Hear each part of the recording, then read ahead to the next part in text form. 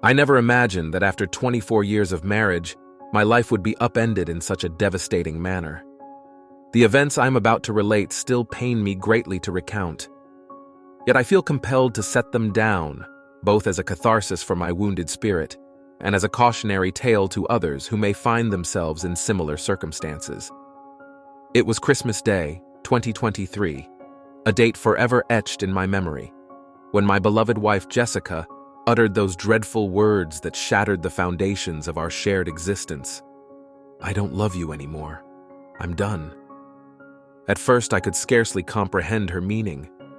Surely this was some cruel jest, I thought, or perhaps I had misheard her entirely. But as I gazed into her eyes, searching for some flicker of warmth or affection, I saw only a cold resolve that chilled me to my very core. "What do you mean, Jessica?" I stammered, my voice barely above a whisper. "How can you say such a thing after all these years?" She sighed, a sound of profound weariness. "I've been unhappy for a long time, Thomas. I've tried to make it work, but I just can't do it anymore. I need to move on with my life." I felt as though the ground had opened beneath my feet, threatening to swallow me whole. How could this be happening? Had I truly been so blind to her unhappiness all this time? Desperately, I grasped for some way to salvage our relationship. "Please, Jessica," I pleaded. "Let us not make any hasty decisions. Surely we can work through this together. What if we were to seek counseling?" For a moment, I thought I detected a softening in her expression. "I don't know, Thomas," she said hesitantly. "I'm not sure it will make any difference." But I persisted, driven by the fear of losing her and the life we had built together. We owe it to ourselves, to our years together, to at least try. What harm could it do to speak with a professional? After much discussion and no small amount of persuasion on my part, Jessica reluctantly agreed to give counseling a chance. We found a reputable therapist, Dr. Eleanor Winters, who specialized in marital difficulties. To my surprise, Dr. Winters insisted on seeing us separately at first, explaining that this approach would allow each of us to speak freely about our concerns without fear of hurting the other's feelings. And so began a strange period in our lives, where Jessica and I continued to share a home, but felt more like strangers than husband and wife. We went about our daily routines, sharing meals, discussing household matters, but there was an undeniable tension between us, a chasm that seemed to widen with each passing day. I threw myself into the counseling sessions with fervor, determined to uncover whatever flaws in my character had led to this crisis. Dr. Winters proved to be a compassionate listener and a skilled guide, helping me to examine my behaviors and attitudes with newfound clarity. As the weeks passed, I began to see areas where I had indeed fallen short as a husband. Perhaps I had taken Jessica for granted at times, or failed to truly listen to her needs and desires. With Dr. Winters' guidance, I set about making changes, both large and small, in an effort to become the partner Jessica deserved. I showered Jessica with affection and attention, surprising her with thoughtful gestures and small gifts.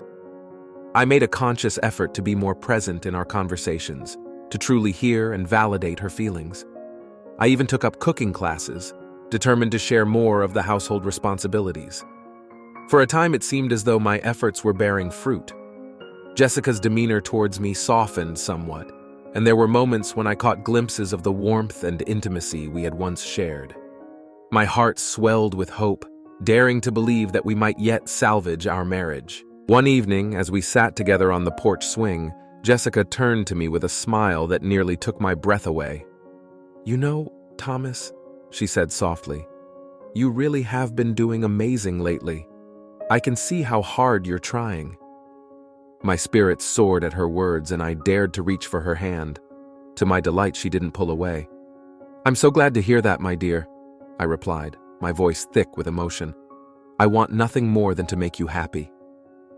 As we sat there in the fading light, I allowed myself to believe that we had turned a corner.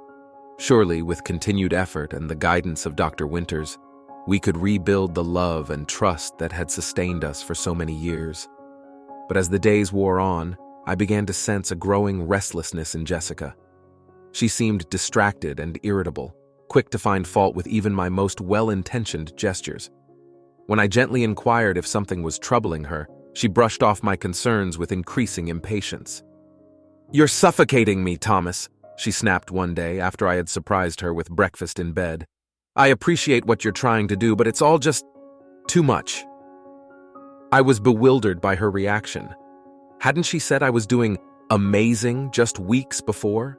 What had changed?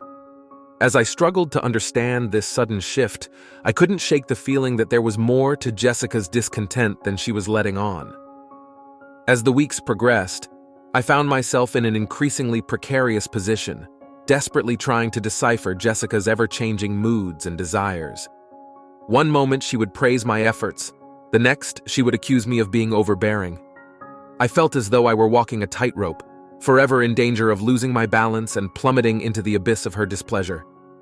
During one particularly perplexing exchange, Jessica exclaimed, "Thomas, I need you to be more attentive to my needs." Yet when I inquired as to what those needs might be, she responded with exasperation, "If you don't know by now, I can't explain it to you." I redoubled my efforts in therapy, pouring out my confusion and frustration to Dr. Winters. The good doctor listened patiently, her brow furrowed in concentration. "Thomas," she said at last, "it seems to me that Jessica may be struggling with her own internal conflicts. Have you considered that her mixed signals might be a reflection of her own uncertainty about what she truly wants?" This insight gave me pause. Could it be that Jessica herself was unsure of her feelings? The thought both troubled and heartened me. If she was still uncertain, perhaps there was yet hope for our marriage. Buoyed by this possibility, I resolved to be patient and understanding, to give Jessica the space she seemed to need while remaining steadfast in my devotion. I imagined that, with time and continued effort, we might yet find our way back to each other. How cruelly fate mocks our most earnest hopes. For it was on a bright Tuesday morning, as I sat at the breakfast table perusing the morning paper, that my world came crashing down around me once more. Jessica entered the room, her face a mask of determination. Without preamble, she placed a thick envelope before me. "What's this?" I asked, my heart already sinking with dread. "Divorce papers," she replied, her voice devoid of emotion. "I want you to know I'm serious about being done, Thomas." I stared at the envelope, unable to comprehend the finality of its contents. But I thought we were making progress," I stammered. "The counseling, the changes I've made, has it all been for nothing?" Jessica sighed, a sound of mingled frustration and pity. "I appreciate your efforts, Thomas, I truly do, but it's not enough. I've realized that I need to move on with my life, to find myself outside of this marriage." As she spoke, I felt a surge of anger rising within me. "Find yourself?" I repeated incredulously. "Jessica, we've been married for 24 years. How much more of yourself is there to find?" She flinched at my words, but her resolve remained unshaken. "I know it's hard for you to understand, but this is something I need to do. For myself." In that moment, I was overcome by a terrible suspicion. "Is there someone else?" I asked, my voice barely above a whisper. Jessica's hesitation before answering told me everything I needed to know. "That's not important right now," she said at last. "What matters is that our marriage is over. I hope we can handle this amicably, for both our sakes." I sat there, stunned into silence, as Jessica excused herself and left the room. The divorce papers lay before me, a tangible symbol of the death of our shared dreams and aspirations. With trembling hands, I opened the envelope and began to read the cold, legal language that would dissolve the bonds of our marriage. As I pored over the document, my mind reeled with questions and accusations. How long had she been planning this? Had our attempts at reconciliation been nothing more than a charade? And who was this mysterious someone else who had captured her heart? In the days that followed, I moved through our home like a ghost, haunting the rooms that had once been filled with love and laughter. Jessica and I spoke little, save for the necessary discussions about dividing our assets and making arrangements for our separate futures. I continued to attend my therapy sessions with Dr. Winters, finding some small comfort in her sympathetic ear. "Thomas," she said gently during one particularly difficult session, I know this is an incredibly painful time for you, but it's important to remember that you cannot control Jessica's actions or feelings. The only person you have power over is yourself." Her words, while true, did little to ease the ache in my heart. I found myself obsessing over every detail of our relationship, searching for clues I might have missed, signs that could have forewarned me of this calamity. It was during one of these introspective moments that a memory surfaced, sharp and vivid.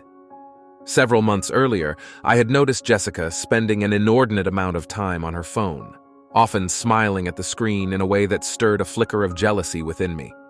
When I had casually inquired about it, she had brushed off my concerns, claiming she was simply catching up with old friends on social media. Now, with the benefit of hindsight, I saw that incident in a new and troubling light. Could that have been the beginning of her infidelity? Had she been carrying on a clandestine relationship right under my nose all this time?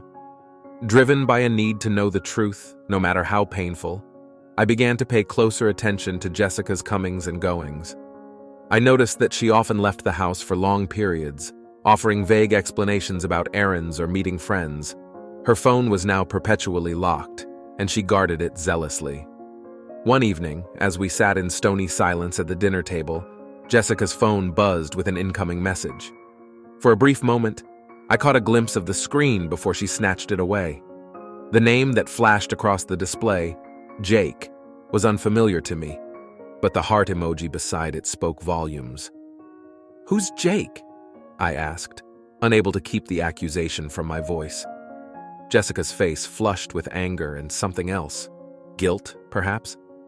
"That's none of your business, Thomas," she snapped. "We're getting divorced, remember? My personal life is no longer your concern." Her words cut deep, but they also confirmed my worst fears. There was indeed someone else, someone who had stolen Jessica's heart while I had been blindly struggling to save our marriage. In the weeks that followed, I found myself consumed by a toxic mixture of grief, anger, and curiosity. Who was this Jake? What did he have that I lacked? How long had their affair been going on? I was tempted in my darkest moments to hire a private investigator or to engage in some clandestine surveillance of my own. But a small voice of reason, perhaps the lingering influence of Dr. Winter's counsel, held me back. What good would it do, really, to have concrete proof of Jessica's infidelity? Would it change the fact that our marriage was over? And yet, I could not shake the feeling that there was more to this situation than met the eye. Jessica's behavior seemed erratic, almost manic at times. She would oscillate between periods of giddy excitement and profound melancholy, often within the span of a single day. It was during one of her more vulnerable moments that Jessica let slip a crucial piece of information. "You know, Thomas," she said wistfully, "sometimes I wonder if I'm making a terrible mistake. Jake is so different from you, from anyone I've ever known. It's exciting, but also frightening." I seized upon this moment of honesty. "Jessica," I said carefully, "are you sure this is what you really want? It's not too late to reconsider, to give our marriage another chance." For a brief, heart-stopping moment, I thought I saw a flicker of doubt in her eyes, but then her expression hardened once more. "No, Thomas, I've made my decision. This is for the best, for both of us." As she hurried from the room, I was left with a growing sense of unease. Who was this Jake? And what kind of influence did he hold over Jessica? Was she truly following her heart, or had she fallen under the sway of some charismatic manipulator? The revelation of my wife Jessica's affair came about in a manner both sudden and shocking. It was a warm Saturday afternoon, and I had been tending to our garden, a task that had once brought us great joy, but now served only as a painful reminder of happier times. As I straightened up from my labors, wiping the sweat from my brow, I caught sight of a sleek sports car pulling into our driveway. The vehicle was unfamiliar to me, and I watched with curiosity as a young man emerged from the driver's seat. He couldn't have been more than 25 years old, with a shock of tousled blonde hair and the lean build of a runner. As he approached the house, I noticed his confident swagger and the easy grin that played across his features. Before I could call out a greeting or inquiry, the front door flew open, and Jessica rushed out to meet him. To my utter astonishment and dismay, she threw her arms around the young man's neck and kissed him passionately, right there in full view of the neighborhood. I stood rooted to the spot, my gardening tools falling from nerveless fingers. This, then, was Jake, the man for whom Jessica had forsaken our marriage of 24 years. As I watched them embrace, a wave of emotions washed over me: anger, jealousy, disbelief, and a profound sense of betrayal. When they finally broke apart, Jessica seemed to remember my presence. She turned to me, her face flushed with a mixture of defiance and embarrassment. "Thomas," she said, her voice unnaturally high, "this is Jake. Jake, this is Thomas." Jake extended his hand, that easy grin still in place. "Nice to meet you, man," he said, as though we were casual acquaintances meeting at a social gathering rather than romantic rivals in the midst of a painful divorce. I stared at his outstretched hand, unable to bring myself to take it. After a moment of awkward silence, Jake lowered his arm, his smile faltering slightly. Jessica, clearly uncomfortable with the situation, rushed to fill the silence.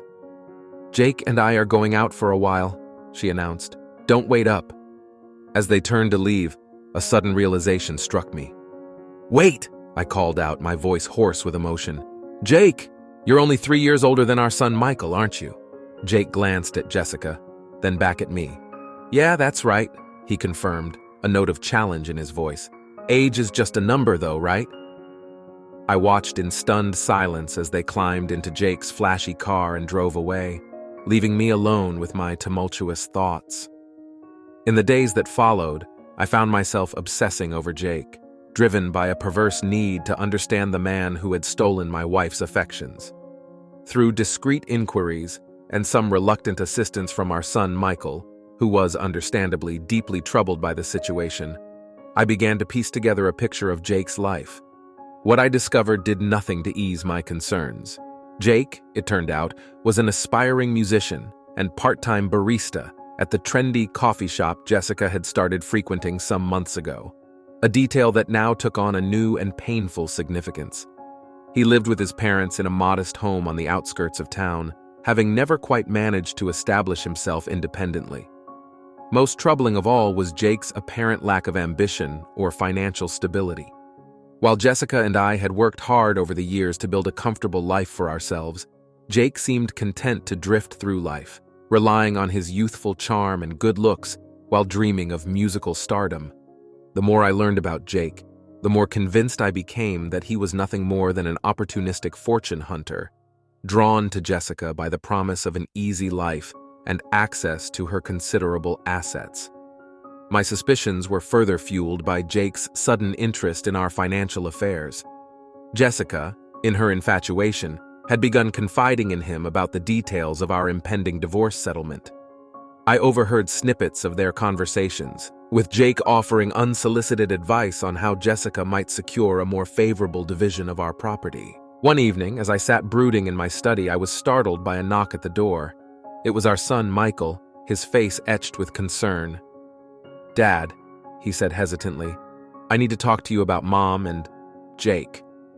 I invited him in, steeling myself for what I suspected would be a difficult conversation.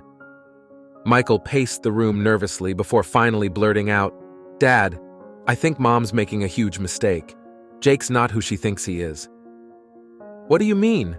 I asked, leaning forward with interest. Michael sighed heavily. "I've known Jake for a while. We used to hang out at the same music venues. He's got a reputation, Dad. He's always going after older, wealthy women. There are rumors that he's done this before, leaving a trail of broken marriages and emptied bank accounts." My heart sank at Michael's words, even as a part of me felt vindicated in my suspicions. "Have you told your mother about this?" I asked. Michael shook his head miserably. "I've tried, but she won't listen. She says I'm just jealous because Jake's closer to my age than hers. She accused me of trying to sabotage her happiness." I reached out and squeezed my son's shoulder, feeling a surge of pride for his maturity in this difficult situation. "Thank you for telling me, Michael. I'll do what I can to protect your mother." As the weeks passed, It became increasingly clear that Jessica and Jake's relationship was far from a fleeting infatuation. They had been seeing each other for over 6 months, Jessica finally admitted, having met at the coffee shop where Jake worked. She spoke of their connection with a girlish enthusiasm that I found both painful and perplexing. "He makes me feel alive again, Thomas," she explained during one of our increasingly rare civil conversations. "With Jake, I'm not just someone's wife or someone's mother. I'm me again. And his music, it speaks to my soul in a way I can't explain." I bit back the urge to point out that she had always been herself with me, that I had always encouraged her individuality and supported her dreams. Instead, I asked the question that had been gnawing at me. "And what about Jake's situation? Does it not concern you that he's living with his parents, that he has no real career prospects?" Jessica's eyes flashed with anger. "That's not fair! Jake's young. He's still figuring things out. His music is important to him, and I believe in his talent. Not everyone measures success by how much money they make, or how big their house is." I couldn't help but notice, however, that Jake seemed to have no qualms about enjoying the fruits of our financial success. He drove Jessica around in his flashy sports car, which I strongly suspected was financed by his parents, took her to expensive restaurants, and even accompanied her on a weekend getaway to a luxury spa, all while contributing nothing to these extravagances beyond the occasional impromptu guitar serenade. My concerns deepened when I overheard Jake casually discussing the possibility of going into business with Jessica once our divorce was finalized. "We could open that music cafe you've always dreamed of," he enthused. "With your business sense and my musical connections, we'd be unstoppable." I couldn't shake the feeling that Jake saw Jessica not as a partner, but as a meal ticket. A way to finally escape his parents' home, establish the lifestyle he clearly coveted, and fund his musical ambitions. As our divorce proceedings dragged on, I found myself in the strange position of trying to protect the very woman who had broken my heart. I attempted to caution Jessica about moving too quickly with Jake, about the risks of entangling her finances with someone so young and inexperienced, but my warnings fell on deaf ears, dismissed as the bitter ramblings of a jealous ex-husband. "You just can't stand to see me happy," Jessica accused during one particularly heated argument. "Jake loves me for who I am, not what I have. You're just too blinded by your own prejudices to see it." I wanted to shake her, to make her see the reality of the situation. Jake might well believe he was in love, but what did a 25-year-old know of lasting commitment? And even if his feelings were genuine, how could Jessica not see the imbalance in their relationship? The vast gulf in life experience, financial stability, and personal responsibility. As the days wore on, I found myself grappling with a moral dilemma. Should I take more drastic action to protect Jessica from what I was certain would be a disastrous mistake? Or was I, as she accused, simply unable to accept that she had moved on? The situation came to a head when Jessica announced her intention to allow Jake to move into our home, the home we had shared for over 2 decades, filled with memories of our life together. "You can't be serious," I protested. "Jessica, think about what you're doing. You hardly know this man." "I know him better than you think," she retorted, her eyes flashing with anger. "Jake understands me in a way you never have. He makes me feel alive again.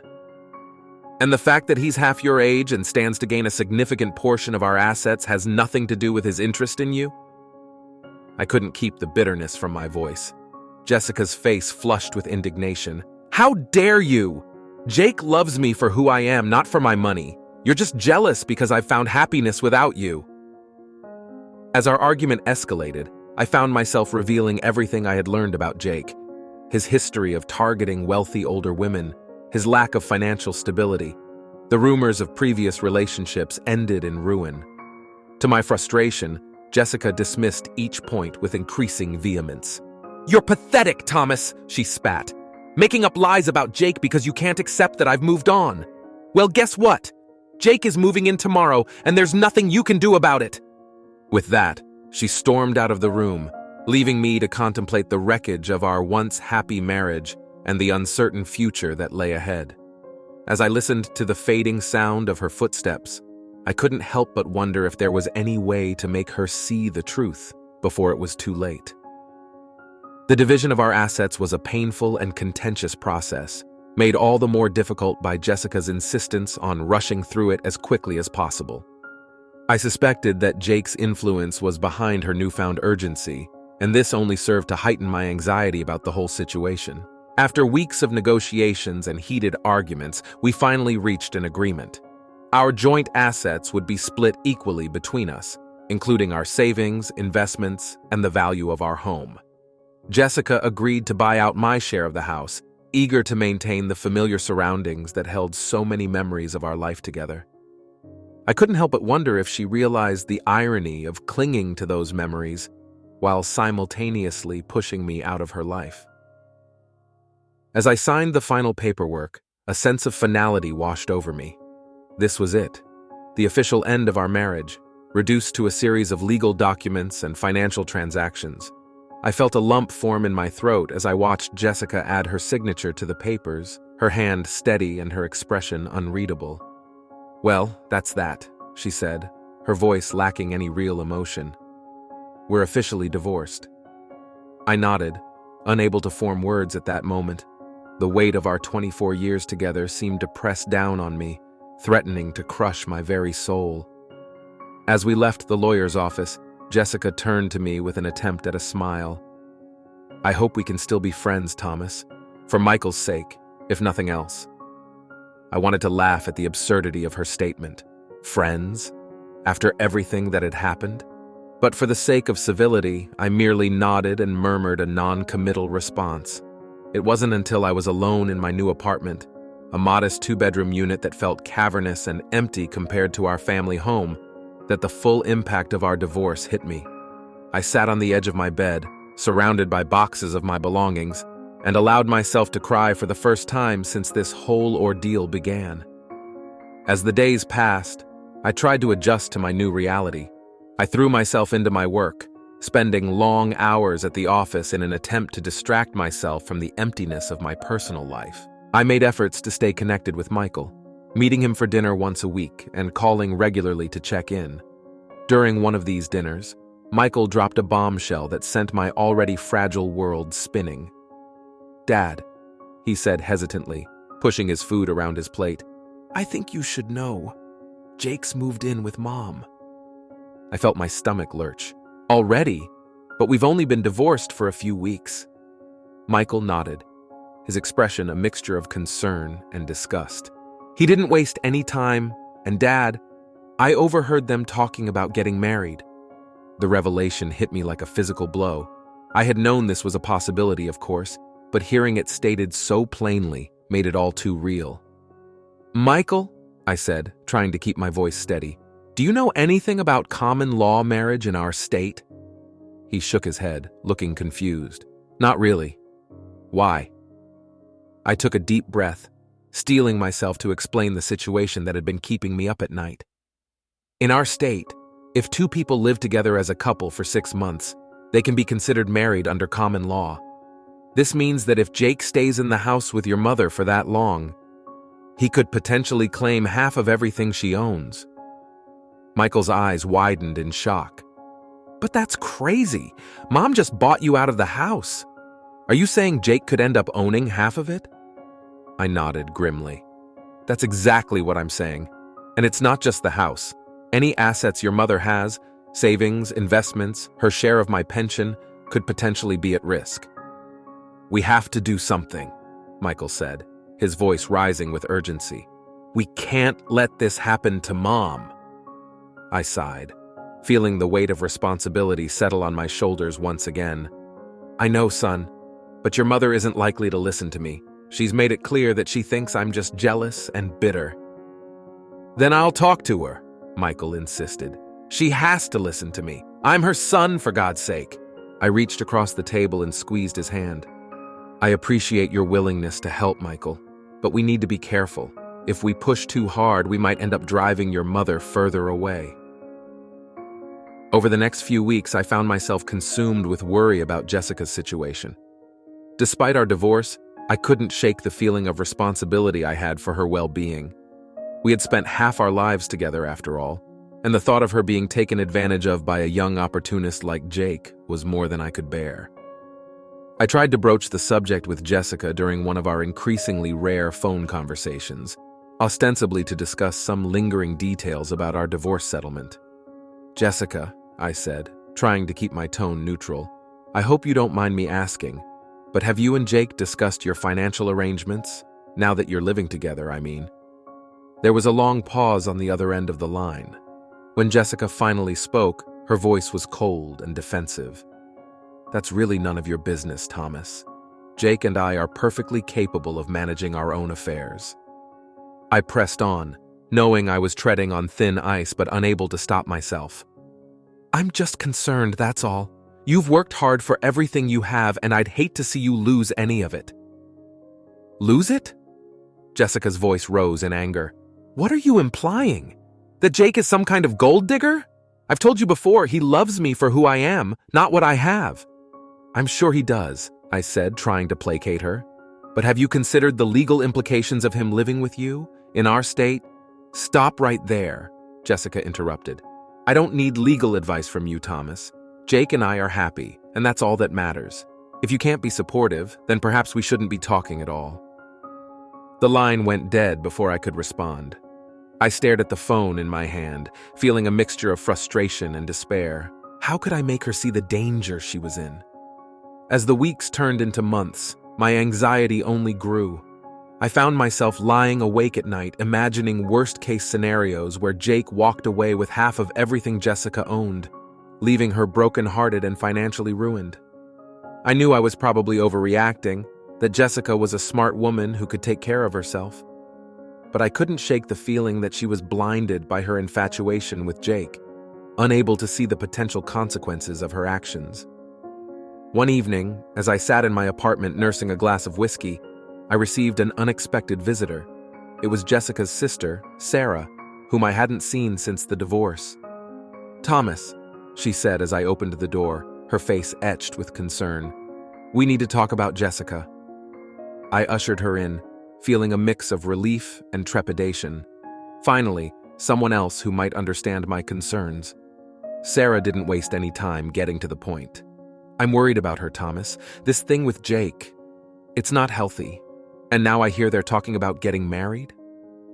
I nodded, filling her in on everything I knew, including my fears about the common law marriage situation. Sarah listened intently, her frown deepening with each passing minute. "We can't let this happen," she said when I'd finished. "Jessica's always been impulsive, but this is beyond anything she's done before. She's risking everything for a man she barely knows." "I've tried talking to her," I said, the frustration evident in my voice. "She won't listen to me. She thinks I'm just bitter about the divorce." Sarah reached out and squeezed my hand. "I know you still care about her, Thomas, despite everything that's happened, and I appreciate that you're looking out for her, even now." Her words brought a lump to my throat. It was true. Despite the pain Jessica had caused me, I couldn't stop caring about her well-being. She had been my partner for half my life, the mother of my child. Those bonds weren't easily broken, even in the face of betrayal. "What do you think we should do?" I asked Sarah, feeling a glimmer of hope for the first time in months. She straightened her shoulders, a determined look in her eye. "I think it's time for an intervention. We need to get everyone who cares about Jessica together, you, me, Michael, our parents, and make her see reason before it's too late."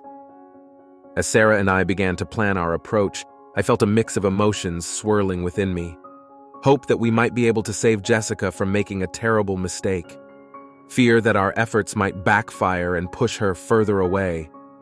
And underneath it all, a lingering sadness for the life we had once shared, now irrevocably altered.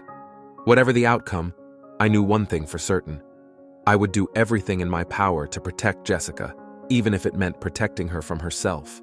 As the weeks turned into months, I found myself in an oddly liminal state. My new house was slowly taking shape on the outskirts of town, a physical manifestation of my new life. Yet I couldn't fully embrace this change, my heart and mind still tethered to the life I had shared with Jessica. From afar, I continued to watch over her, my concern for her well-being overshadowing the pain of our separation. It wasn't easy, living in this state of suspended animation, but I couldn't bring myself to fully let go. Not when I was convinced that Jessica was headed for disaster with Jake. My vigilance was made easier by the fact that Jessica and I still had some shared responsibilities. Chief among these was the small church we had purchased together years ago as an investment property. We had renovated it, turning it into a community center that hosted various local groups and events. It had been a source of pride for us both, a way to give back to the community that had supported us for so long. Now, however, I watched with growing dismay as Jessica's attitude towards the church and its clients began to change. Where once she had been enthusiastic and involved, she now seemed dismissive and disinterested. One sunny afternoon, I stopped by the church to check on some maintenance issues. As I approached, I saw Jessica's car in the parking lot and felt a mixture of anticipation and dread. It had been weeks since I'd seen her in person. Inside, I found her in heated discussion with Mrs. Thompson, the elderly leader of the knitting circle that met at the church every Tuesday. "I'm sorry, Mrs. Thompson, but we're going to have to raise the rental fee," Jessica was saying, her voice tight with irritation. "Costs are going up, and we can't keep subsidizing everyone's hobbies." Mrs. Thompson looked close to tears. "But dear, most of us are on fixed incomes. We've been meeting here for years. Surely there's some way—" Jessica cut her off with a wave of her hand. "I'm afraid not. If you can't afford the new rate, you'll have to find somewhere else to meet." I couldn't believe what I was hearing. This wasn't the Jessica I knew, the woman who had always gone out of her way to help others, especially those less fortunate. As Mrs. Thompson shuffled away looking defeated, I approached Jessica. "Don't you think that was a bit harsh?" I asked quietly. She whirled to face me, her eyes flashing. "What are you doing here, Thomas? Come to check up on me?" I held up my hands in a placating gesture. "Just doing some routine maintenance. But Jessica, what's going on? You've never treated the church clients like this before." She sighed, running a hand through her hair. "Things change, Thomas. We can't keep running this place at a loss. Jake says—" "Jake?" I interrupted, unable to keep the edge from my voice. "What does Jake know about running a community center?" "He knows about business," Jessica snapped. "Which is more than I can say for you. Always so focused on helping others that you forget about helping yourself." Her words stung, but I pushed past the hurt. "Jessica, this church has never been about making money. It's about giving back to the community. You used to understand that." For a moment, I thought I saw a flicker of doubt in her eyes, but then her expression hardened. "Well, maybe it's time I started thinking about myself for a change. Now, if you'll excuse me, I have things to do." As she brushed past me, I caught a whiff of her perfume, the same scent she'd worn for years. It brought back a flood of memories, happy times we'd shared in this very building. I felt a lump form in my throat. Over the next few weeks, I heard more stories about Jessica's changing attitude towards the church and its clients. The youth group was told they could no longer use the space for free. The AA meetings were informed that their time slot was being given to a yoga class that could pay more. Each new development felt like a knife twisting in my gut. I tried to compensate where I could, quietly covering rental fees for some groups out of my own pocket, making repairs free of charge. It wasn't much, but it was all I could do to preserve some semblance of the community we had built. One evening, as I was leaving the church after fixing a leaky faucet, I ran into Michael. He looked troubled. "Dad," he said, his voice low, "I'm really worried about Mom. She's not herself anymore." I nodded, feeling a mix of sadness and vindication. "I've noticed. Has she said anything to you about the changes she's making here at the church?" Michael shook his head. "She hardly talks to me at all these days. It's like Jake is her whole world now." I put a hand on his shoulder, feeling the weight of his concern. "I know it's hard, son, but we have to be patient. Your mother is going through a lot of changes right now." "But Dad," Michael protested, "can't you do something? This isn't right. The Mom I know would never treat people this way." I sighed, feeling the familiar tug of responsibility.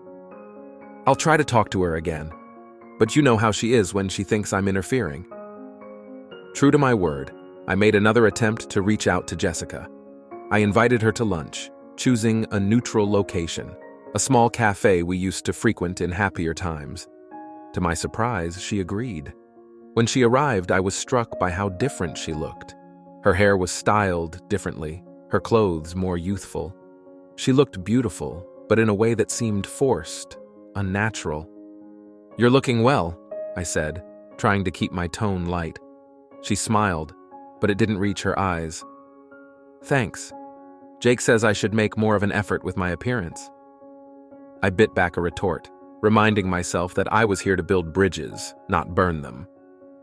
"Jessica," I said carefully, "I wanted to talk to you about the church. Some of the community members are concerned about the changes you're making."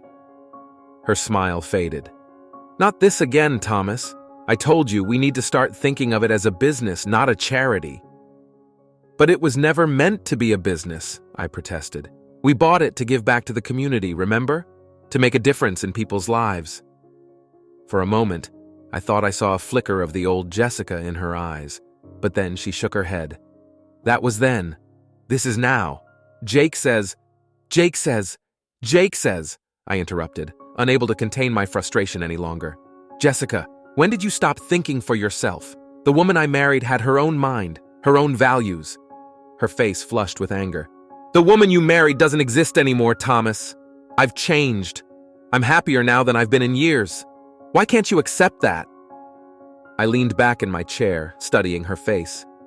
Despite her words, I couldn't see happiness there. I saw confusion, defiance, and something else. Fear, perhaps? "I want you to be happy, Jessica," I said softly. "I've always wanted that. But are you sure this is really what you want? Pushing away the people who care about you? Turning your back on the values you've held for so long?" She stood up abruptly, her chair scraping loudly against the floor. "I don't have to listen to this. You're not my husband anymore, Thomas. You don't get to question my choices."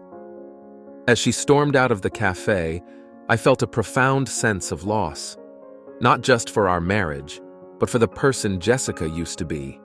In the days that followed, I threw myself into the completion of my new house, hoping that physical labor might dull the ache in my heart. But even as I hung drywall and laid flooring, my thoughts kept returning to Jessica. I knew I should be moving on, focusing on building my new life. But I couldn't shake the feeling that Jessica was in trouble, that she needed me even if she wouldn't admit it. One evening, as I sat on the unfinished porch of my new house, looking out over the town we had called home for so many years, I made a decision. I couldn't force Jessica to see reason, but I could be there for her when she finally did. I would continue to watch over her from afar, to care for her in whatever way I could. It wasn't much, and it certainly wasn't the future I had envisioned for us. But for now, it was all I had. And so, with a heavy heart but a determined spirit, I resolved to keep vigil, waiting for the day when the woman I had loved for so long might find her way back to herself. As the sun set on another day, I whispered a quiet prayer into the gathering darkness. "Please, Jessica," I murmured, "come back to us. Come back to yourself."